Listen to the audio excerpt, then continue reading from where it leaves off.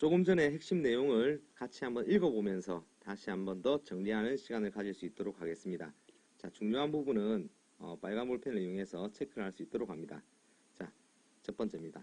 자, 인체는 신체 활동 등 생명 유지를 위해 탄수화물, 지방, 단백질 등의 영양소를 대사작용을 통해 에너지원인 아데노신 3인산을 만들어낸다. ATP는 아데노신 1개와 인산기 3개로 구성되어 있고, 인산에는 높은 에너지 결합 형태인 2개의 연결고리가 있다.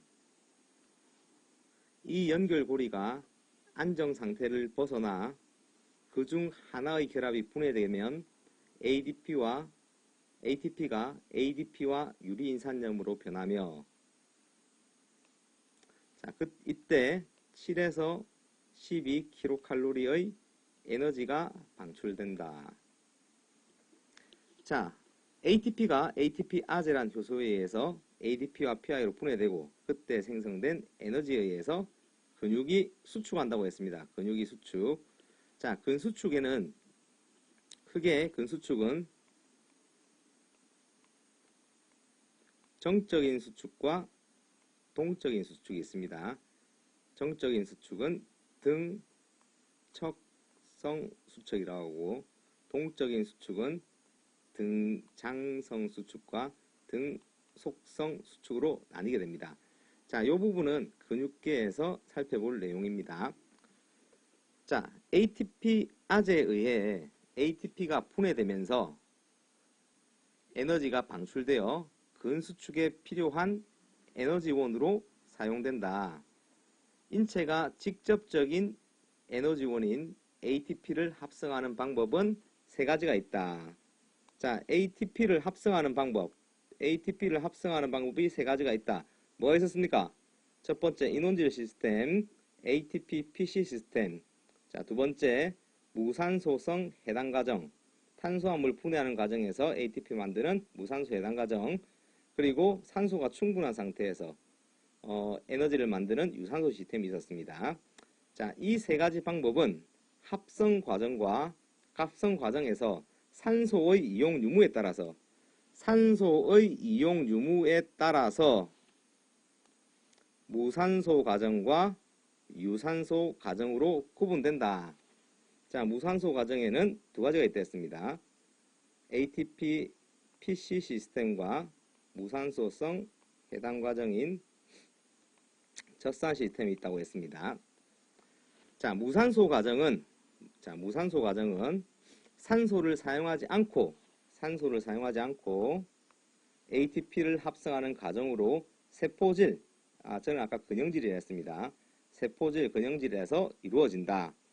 유산소 과정은 산소를 이용하여 ATP를 합성하는 과정으로 미토콘드리아에서 일어난다. 자, 유산소 운동과 무산소 운동의 차이점 좀 아셔야 됩니다. 중요합니다. 자, 그럼 그림을 보면서 간단하게 정리를 할 수 있도록 하겠습니다. 자, 무산소 과정이다. 무산소 과정 어디서 일어난다 했습니까? 그렇습니다. 세포질. 자, 근형질이라고 하죠. 근형질. 자, 근육계 넘어가면 근형질과 관련돼서 암기하셔야 할 부분이 몇 가지 있습니다. 7가지 정도 됩니다. 자, 유산소 시스템과 무산소 시스템이다. 자, 유산소 시스템은 어디서 일어난다고 했습니까? 네, 그렇습니다. 미토콘드리아입니다. 미토콘드리아. 자, 무산소 과정은 크게 2가지로 나뉜다. ATP-PC 시스템인 인원질 시스템과 무산소성 해당 과정인 젖산 시스템으로 나뉜다. 자, 유산소 시스템인데 크게 2가지로 나누게 되면 TCA 사이클, 3-카르복식이산입니다. TCA 사이클, 크랩스 사이클이라고 합니다. 크랩스란 사람이 이 TCA 사이클을 발견했다 해가지고 크랩스 사이클이라고 합니다. 또는 크랩스 사이클 중에 가장 먼저 만들어지는 놈이 구연산입니다. 구연산. 시트르산인데 이 부분이 제일 먼저 만들어지기 때문에 TCA 사이클, 크랩스 사이클, 구연산 회로라고 하기도 합니다. 같은 말입니다. 자, 유산소 시스템은 크게 TCA 사이클과 전자 전달계로 나누어 설명할 수가 있습니다.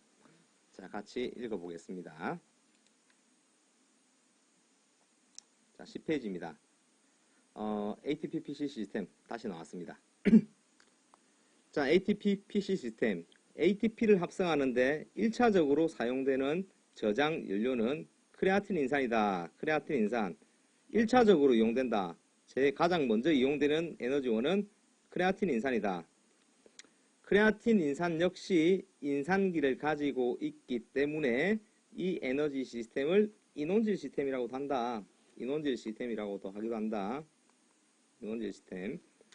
자, 근수축 활동 중 ATP가 ADP와 PI로 분해되는 것과 동시에 크레아틴 인산이 분해된다. 자, 크레아틴과 인산의 결합이 분해되면서 방출되는 에너지는 ADP와 PI를 결합시켜 ATP를 합성하는 데 이용된다. 자, 크레아틴 인산입니다. 이 크레아틴 인산이 크레아틴 키나제란 효소에 의해서 크레아틴과 인산으로 분해되고 그때 생성된 에너지를 가지고 ADP와 PI를 묶어서 ATP가 되는 것입니다. ATP가 되는 것입니다. 다시 크레아틴이 분해됩니다. 뭐에 의해서 분해됩니까? 크레아틴 키나제라는 효소에 의해서 분해됩니다. 크레아틴 키나제라는 효소에 의해서 크레아틴과 인산으로 분해되고 그때 생긴 에너지를 가지고 ADP와 PI를 묶어서 다시 ATP를 만듭니다. 그런데 체내에 저장된 인산염이 소량입니다. 소량이기 때문에 인원질 시스템은 단거리 달리기, 높이뛰기, 투포환 등 수초만에 끝나는 폭발적인 운동, 자, 수초만에 끝나는 폭발적인 운동에 주로 사용되며 이 시스템에 의한 신속한 에너지 공급이 없다면 강도 높은 운동은 불가능해진다. 강도 높은 운동. 자, ATP PC 시스템 다시 보겠습니다. 자, PC 크레아틴 인산이 크레아틴 키나제란 효소에 의해서 PI와 크레아틴으로 분해될 때 생긴 에너지에 의해서 다시 ATP를 만드는 과정입니다. 자, 체내에 저장된 인산염이 소량이기 때문에 인원질 시스템은 수초만에 끝나는 폭발적인 운동. 이 다른 말로 고치면 뭐라고 하겠습니까? 수초만에 끝나는 폭발적인 운동. 다른 말로 수초간의 단시간 폭발적인 운동이다. 고강도 운동. 단시간 고강도 운동. 자, 같은 말입니다. 자, ATP PC 체계는 ATP와 PC가 모두 근육의 수축 기전 내에 직접 저장되어 있기 때문에 복잡하고 시간이 오래 걸리는 화학 반응에 의존하지 않고, 자, 복잡하다. 뭐가 복잡하다 했습니까? 예, 맞습니다. 탄수화물을 분해하는 과정과 산소가 충분한 상태에서 에너지를 다시 만드는 유산소 시스템. 해당 과정과 무산소 등 해당 과정과 유산소 시스템이 복잡하다 있지 않습니까? 복잡하고 시간이 오래 걸리는 화학적 반응에 의존하지 않고, 자, 이 문장 같은 경우는 ATP PC 시스템과 젖산 시스템 두 개를 다 이야기하는 부분이죠. 하지만 여기 다음으로 활동 근육으로의 산소 공급에 의존하지 않는다. 자, 근육으로 산소 공급하는 건 뭡니까? 유산소 시스템이죠. 산소 공급에 의존하지 않기 때문에 가장 빨리 사용할 수 있는 시스템이라고 했습니다. 자, 다음으로 젖산 시스템입니다. 젖산 시스템. 사실 여기 간단하게 한번 정리해 보겠습니다. ATP PC 시스템 가장 빨리 이용할 수 있는 에너지 시스템이다. 왜? 복잡하지 않다. 또 산소 공급에 의존하지 않는다. 자, 기억, 복잡하지 않다. 산소가 필요 없다. 그리고 PC가 어디에 저장되어 있습니까? 맞습니다. 근육 내 PC가 직접 저장되어 있기 때문에 가장 빨리 이용할 수 있는 에너지원이라고 했습니다. 두 번째, 단시간 고강도 운동에 이용된다. 단시간 고강도 운동에 이용된다.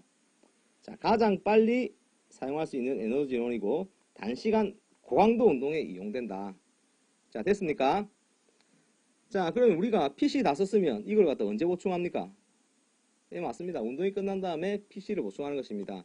자, 보디빌딩 하시는 분들 또는 100m 단거리 선수들의 관심이 크레아틴 인산이죠. 크레아틴 인산. 크레아틴 많이 먹죠. 자, 다음으로 젖산 시스템에 대해서 살펴볼 수 있도록 하겠습니다. 자, 젖산 시스템. 젖산 시스템을 다른 말로 뭐라 한다 했습니까? 네, 그렇습니다. 무산소, 산소 없이 무산소성, 해당, 당분을 분해한다 해서 무산소성 해당 과정이라는 데 했습니다. ATP PC 시스템에 의해 생성된 ATP가 고갈된 후 PC가 다 썼어요. PC를 다 썼어요. PC가 고갈됐어. 두 번째로 빠르게 ATP를 생성할 수 있는 방법은 젖산 체계, 즉 무산소성 해당 과정이다. 무산소, 산소 없이 당분을 분해한다. 그 과정에서 에너지가 나오고 그 에너지로 ADP와 PI를 결합한다. 자, 그래서 ATP를 다시 만들게 되겠죠. 그럼 이 ATP가 다시 분해되면서 생긴 에너지에서 근수축이 일어날 것이고, 그럼 다시 또 ATP를 만들기 위해서 무산소 시스템이 또는 유산소 시스템이 가동되겠죠. 자, 근육 속에 저장되어 있는 PC에 의해 생성된 ATP가 고갈되면, 자, 이게 무슨 말입니까, 여기까지가? 자, ATP PC 시스템 끝났죠? 섭취한 음식물 중 탄수화물만을 이용하여, 자, 탄수화물만을 이용하여 ATP를 생성하게 된다. 즉, 혈당 또는 근세포에 저장된 글리코겐은, 자, 혈당 또는 근세포에 저장된 글리코겐은, 자, 한번 줄쳐볼까요? 혈당 또는 근세포에 저장된 글리코겐은, 자, 제가 아까 탄수화물이 어디에 저장된다고 했습니까? 예, 그렇습니다. 간하고 근육에 저장된다고 했습니다. 근육. 자, 그럼 근육에서 ATP가 분해되면서 액틴이 마이오신 위를 미끄러지면서 근수축이 일어나게 되는데, 일단 근육에 저장된 근글리코겐 같은 경우는 바로 쓸 수가 있습니다. 하지만 간글리코겐 같은 경우는 혈액을 통해서 근육까지 와야 한다. 자, 간에 저장된 탄수화물은 혈액을 통해서 근육까지 와야 된다. 그런데 간에 저장된 탄수화물을 뭐라고 한다 했습니까? 글리코겐이 안 됐습니다. 글리코겐. 근육에도 저장된 탄수화물을 글리코겐이라 한다 했습니다. 자, 이 글리코겐이 근육까지 올라오면 일단 분해가 돼야 돼. 뭐로 분해가 돼야 되느냐? 글리코겐이 글루코스, 다른 말 혈당이라 했습니다. 혈당으로 분해돼 가지고 이 혈당의 형태로 어디로 들어옵니까? 근육으로 들어와서 당분을 분해하는 과정인 해당 과정에 의해서 ATP를 만드는 겁니다. 자, 이 부분 한번 정리하십시오. 자, 혈당 어디로부터 온 혈당입니까? 간 글리코겐 분해를 통해서 근육으로 들어올 혈당이죠. 혈당 또는 근세포에 저장된 글리코겐은 해당 작용을 거치면서 초성포당을 불어낸다. 초성포당. 피루북산으로 분해되고 ATP를 재합성한다. 자, 그러니까 탄수화물이 글리코겐이 초성포당으로 분해되면서 ATP를 합성하는 것을 뭐라 합니까? 젖산 시스템입니다. 젖산 시스템. 글리코겐이 탄수화물이지 않습니까? 탄수화물이 6개의 탄소를 가지고 있는데 3개의 탄소를 가진 초성포당 2개로 분해되는 과정, 이 과정을 갖다가 젖산 시스템 무산소성 해당 과정이라고 하는 것입니다. 자, 정리해 보겠습니다. 젖산 시스템은 첫째, 탄수화물만을 이용한다. 근데 탄수화물 어디 저장되어 있습니까? 그렇습니다. 간하고 근육에 저장되어 있는 탄수화물만을 이용합니다. 자, 혈당도 이용하겠죠. 혈당이 들어오겠죠. 자, 첫 번째 탄수화물을 이용한다. 기억하셔야 돼. 두 번째, 이때 산소가 충분히 공급되지 않으면, 산소가 없으면 초성포당이 뭐로 바뀐다고? 예, 맞습니다. 젖산으로 바뀐다. 젖산으로 바뀝니다. 자, 그러면 두 번째 특징, 최종 산물로 젖산이 생성된다. 탄수화물만을 이용한다. 그리고 최종 산물로 젖산을 생성한다. 젖산을 생성합니다. 자, 우리 젖산 이야기를 많이 하죠. 젖산은 수소이온 농도를 높여가지고 근육이 더 이상 움직이지 못하게 합니다. 자, 그러면 수소이온을 높이는 놈이 젖산만 있느냐? 사실 아닙니다.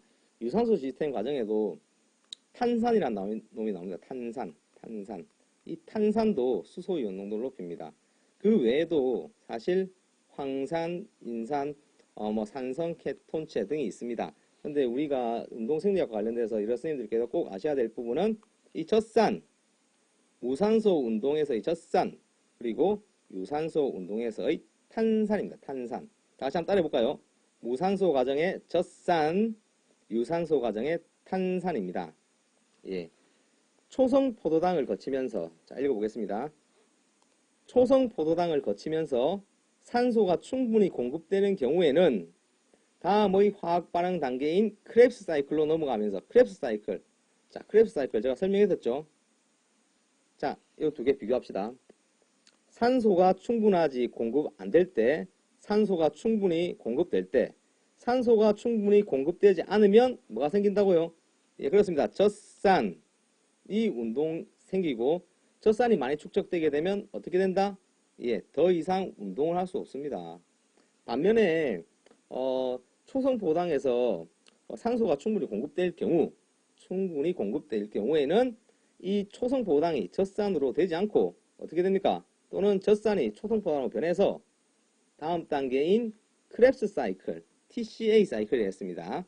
크랩스 사이클과 전자전달계를 거치면서 많은 양의 ATP를 생성합니다. 자, 보겠습니다. 자, 글리코겐입니다. 이 글리코겐은 어디에 있는 글리코겐일까요? 예, 그렇습니다. 근육에 있는 글리코겐입니다. 자, 포도당, 혈당 같은 말이죠. 이 혈당 어디서부터 온 혈당입니까? 예, 그렇습니다. 간에 저장된 글리코겐이 혈액에 다시 분해됐죠. 혈당이죠, 혈당. 다시 들어옵니다. 자, 이 포도당이 피루부산 두 개로 분해되는 과정을 해당 과정이라 하고, 이때 작용하는 효소가 있습니다. 이걸 해당 요소랍니다. 해당 요소. 당분을 분해하는 요소라 해당 요소인데, 여기 사실 효소가 많습니다. 헥소키나제, 포스포리라제 등 다양한 효소가 있지만 여러 선생님들께 외우셔야 할 것은 딱 두 개입니다. 자, 당분을 분해할 때 작용하는 효소, 해당 요소 PFK 기억하셔야 돼. 이거는 기억하셔야 됩니다. PFK. 자, 그리고 피루부산, 그리고 젖산과 관련돼 있는 효소가 있습니다.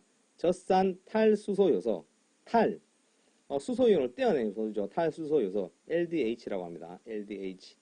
자, 특히 요 놈은 기억을 하셔야 돼. 여유가 되시면 요 놈도 기억을 하십시오.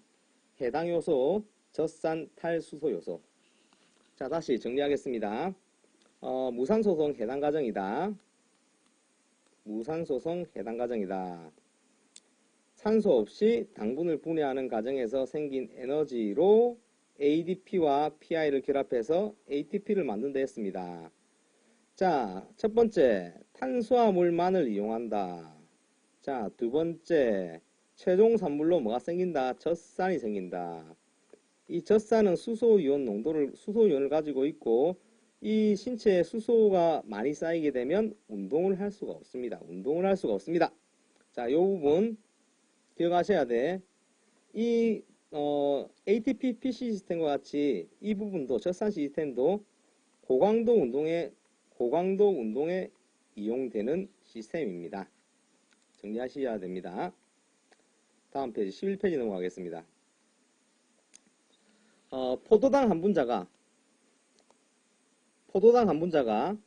해당 과정을 거쳐 분해될 경우에 ATP PC 방법보다 두세 배 많은 ATP를 만들어내며 ATP PC 시스템과 함께 단기간 고강도의 근수축의 중요한 에너지 공급 체계로 여겨진다. 자, 자유형 200m, 체조 마루운동, 달리기 400m나 800m와 같이 자, 1에서 3분 사이의 최대 능력, 1에서 3분 사이의 최대 능력을 발휘해야 하는 종목에서는 무산소 해당 과정에 의존한다. 또한 1500m 달리기와 같은 경기에서는 레이서의 마지막 스퍼트, 자, 레이서의 마지막 스퍼트, 예, 끝심이죠, 끝심. 끝심이 좋으려면 이 젖산 시스템이 중요합니다. 젖산 시스템이 좋아야 끝힘이 중요하다. 자, 그러나 무산소성 해당 과정의 부산물로 생긴 젖산이 근육과 혈액 속에 많이 축적되면, 자, 젖산이 축적되면 어디에? 근육과 혈액에 축적되면 일시적인 근피로가 유발된다. 근피로가 유발되기 때문에 장시간 운동할 수가 없다. 자, 요 부분도 정리를 하시고, 자, 운동 중 생성된 젖산은 코리사이클. 간으로 가는 겁니다. 운동 중에 생긴 젖산이 어디로 간다고요? 간으로 갑니다. 간.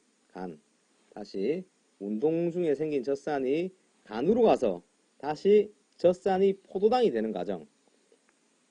코리사이클이란 젖산이 어디로 간다고요? 간으로 갑니다. 간으로 가가지고 간에서 이 젖산을 다시 포도당으로 만드는 과정을 코리사이클이라고 합니다. 자, 그러면 피로물질인 젖산, 수소이온을 가지고 있는 젖산을 갖다가 다시 간에서 포도당으로 만든다. 자, 그러면 간이 좋게 되면 피로물질인 젖산을 갖다가 다시 포도당으로 만드니까 운동에 도움이 됩니까? 도움이 안 됩니까? 맞습니다. 차두리가 간 때문이야 하는 이유도 이 부분입니다. 코리사이클 이 부분입니다. 자, 포도당으로 전환되고 혈액을 통해 심장이나 골격근 등으로 이동해서 에너지원으로 다시 사용된다. 사실 요 심장과 관련돼서 요 부분은 시험과 관련 없는 내용입니다. 심장은 그 젖산을 갖다가 에너지원으로 사용할 수가 있습니다. 심장은 젖산을 에너지원으로 사용합니다. 자, 우리가 그 운동이 끝난 다음에 마지막에 정기운동을 하지 않습니까?